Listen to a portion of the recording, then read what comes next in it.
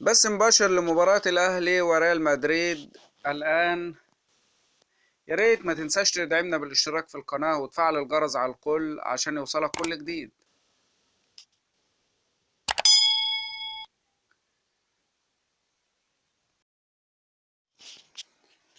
القناة الناقلة لمباراة الأهلي ضد ريال مدريد في كأس العالم للأندية 2023 في المغرب. تعرف على القنوات الناقلة لمباراة الأهلي وريال مدريد في كأس العالم للأندية.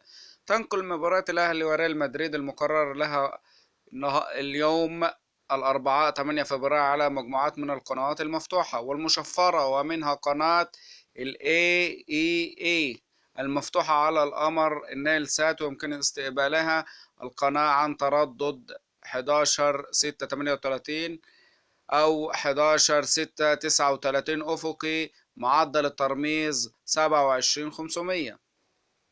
دي القناة المفتوحة لمباراة الأهلي وريال مدريد.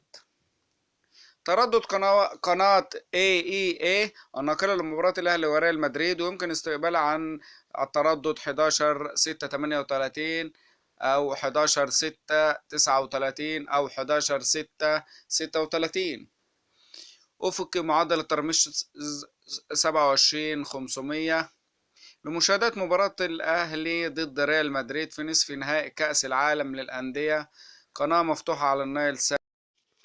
في قناة مفتوحة برضو على النايل سات بتنقل جميع مباريات كأس العالم. ما تنساش تدعمنا بالاشتراك في القناة وتفعل الجرس على الكل عشان يوصلك كل جديد. والتوفيق للنادي الأهلي بالمكسب إن شاء الله.